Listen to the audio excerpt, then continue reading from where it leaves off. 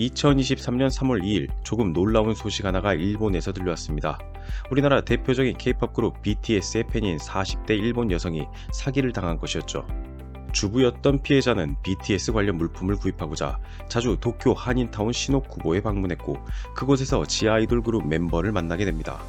여기서 지아이돌이란 일본에만 있는 특별한 아이돌 시스템인데 방송이나 대중매체에 노출되지 않는 비주류 아이돌로 공연이나 팬미팅으로 돈을 버는 사람들을 말합니다. 이 지아이돌은 피해자가 BTS의 팬이라는 것을 알고 본인이 사실 한국인이다 라는 거짓말을 하게 됩니다. 즉 한국인 출신의 아이돌이라는 것이었죠. 피해자는 한국인을 사칭한 이 아이돌에게 푹 빠져 티켓과 사진을 찍는 등의 총 250만엔, 한화 약 2,400만원을 사기당하게 됩니다. 해당 뉴스는 일본에서도 큰 화제가 되었습니다. 이 외에도 한국인을 담보자 성형수술을 수십 차례 진행한 영국 유명인, 잘생긴 한국인 행세를 하며 범죄를 저지른 태국 마약상까지 잊을만 하면 우리가 이해하기 힘든 소식이 소위 국뽕처럼 들려옵니다. 이는 일종의 한류 부작용이라고 할 수 있습니다. 반대로 생각하자면 한류의 영향력이 그만큼 엄청나다는 것을 알 수 있는 대목입니다. 최근 뉴스를 보면 다소 부정적인 내용이 많습니다. 특히 무너지는 우리 경제 이야기는 우울감마저 들게 하죠. 하지만 이런 걱정 때문에 우리가 충분히 흥미롭고 자랑스럽게 볼 만한 것을 잊고 있는 건 아닌가 하는 생각이 듭니다.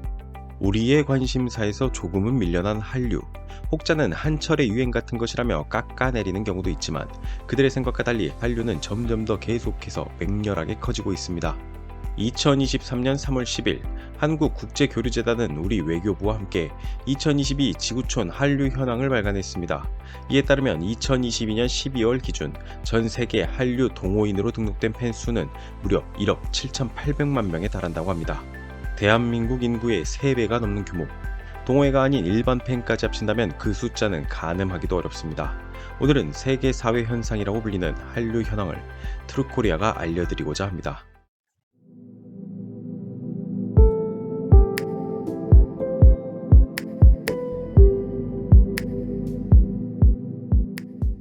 여러분은 한국이라는 말을 들으면 어떤 생각을 하시나요? 우리가 사는 국가인인 만큼 해당 단어를 가지고 며칠을 꼬박 밤새워 말한다고 해도 부족할 다양한 내용이 나올 것입니다. 하지만 세계인이 한국이라는 단어를 들으면 어떤 것을 먼저 떠올릴까요? 우리 문화체육관광부는 2023년 해외 한류 실태 조사를 발표했습니다. 해외 주요 국가들의 한류 영향력 및 확산 수준을 알 수 있는 조사로 2012년부터 진행되고 있는데요. 이번 조사는 26개국 2만 5천여 명을 대상으로 진행되었습니다. 이번 조사에서 한국하면 가장 먼저 떠오르는 이미지를 물어본 결과 1위로는 K-POP으로 14.3%, 2위는 한국 음식으로 13.2%, 3위는 K-드라마로 6.6%, 이후 IT 제품과 브랜드 5.6%가 나타났습니다. 세부적으로 살펴보자면 종전의 히트를 기록했던 오징어 게임과 이상한 변호사 우영우, 영화로는 기생충과 부산행이 뽑히기도 했죠. K-POP은 방탄소년단과 블랙핑크가 뽑혔습니다. 조사 대상자에게 자국 내 한류 인기 정도를 묻자 모든 분야에서 보통 인기 이상이다 라고 답한 사람이 50%가 넘었는데 컨텐츠 소비 항목에서는 의외의 결과로 웹툰이 뽑히기도 했습니다. 일본이 주름잡던 만화를 우리의 웹툰으로 끌어들인 것이죠. K 컨텐츠 경험 후 한국에 대한 전반적인 인식이 긍정으로 바뀌었다고 답한 응답자는 무려 60.3%인데요.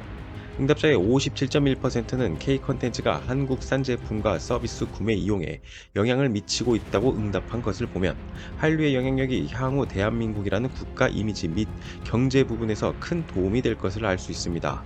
심지어 잘 모르는 브랜드라도 한국산이면 구매하겠다 라고 응답한 비율은 무려 37.2%로 5명 중 2명에 달하는 엄청난 수치입니다.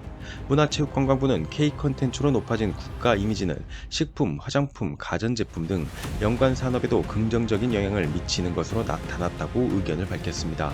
K 컨텐츠의 주요 소비 경로는 온라인 모바일 플랫폼이 대부분을 차지했는데요.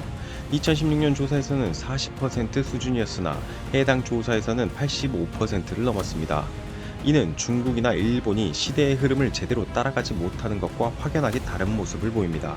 또한 오프닝에 말씀드린 것처럼 3월 10일 발간된 2022 지구촌 한류 현황에 따르면 동호인으로 등록된 한류 팬만 1억 7,800만 명이며 이 숫자는 책자 발간이 시작된 2012년 926만 명 대비 약 19배 증가한 것으로 한류 동호회 수의 경우 1684개로 2012년 757개 대비 2.2배가 증가했습니다.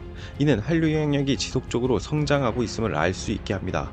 많은 분이 아는 것처럼 한류 동호회나 팬수 모두 아시아 지역이 강세입니다. 전체 한류 팬 중 70%가 아시아 대양주 지역에 존재하며 중국이 8,430만 명으로 가장 많고 태국이 1,680만 명, 베트남이 1,330만 명으로 뒤를 잇고 있습니다. 중국의 한류 팬 숫자를 보면 그들이 왜 정부 차원에서 동북공정, 한한령 등을 통해 우리 문화를 견제하는지 알 수 있는 부분이죠. 이처럼 여전히 아시아에서 영향력이 강한 한류이지만 그 영향력은 팬더민 사태를 계기로 서구로 빠르게 퍼져나가고 있습니다. 2022년 기준 유럽은 509개의 동호회, 1320만 명의 동호인이 있었는데 이는 2021년과 비교했을 때 무려 37%가 증가한 수치입니다. 한류의 간판이라고 할 수 있는 K 컨텐츠의 수출 역시 눈에 띄게 증가했습니다. 2023년 3월 초 한국은행이 내놓은 자료에 따르면 지난해 해외에서 벌어들인 음향, 영상 및 관련 서비스 수입은 17억 200만 달러로 전년 대비 무려 47.9%나 늘어난 것으로 집계됐는데요. 수출 효자 종목인 반도체를 비롯해 철강, 석유, 화학, 디스플레이 등이 부진해 허덕이는 것과는 대조적인 모습을 보이고 있죠.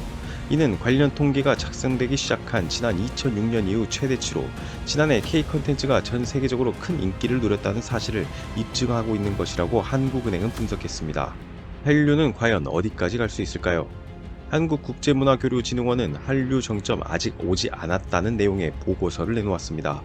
문화체육관광부 산하기관으로 한류 관련 데이터를 수집 분석하는 국제문화교류진흥원은 전 세계 18개 조사 대상국 중 대부분의 나라에서 한류 관련 지수가 상승하고 있다면서 한류 콘텐츠 제작 시스템의 고도화, 전문 인력풀의 확장 등을 바탕으로 국내외 자본 투자가 활발하게 이뤄지고 있다는 점 등을 고려하면 한류는 지금 정점이 아닌 변곡점을 맞이했다고 보는 게 타당하다고 주장했죠. 우리 문화체육관광부는 이런 한류의 영향력을 더욱 견고히 하고자 2023년 2월 말 진행된 제4차 수출전략회의에서 K-컨텐츠 수출 전략을 발표했는데요.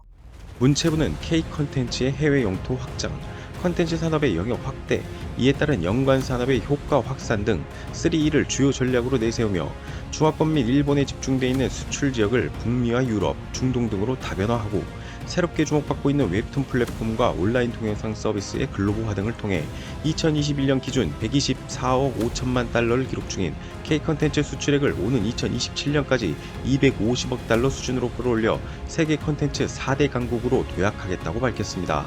문화 콘텐츠 산업은 고용 창출 역량이 뛰어난 분야로 자동차 분야나 반도체보다 고용 개수가 높습니다. 제조업 투자가 늘어도 자동화 등으로 인해 고용은 늘지 않는 요즘 시대에 꼭 투자 및 확대가 필요한 분야란 것이죠.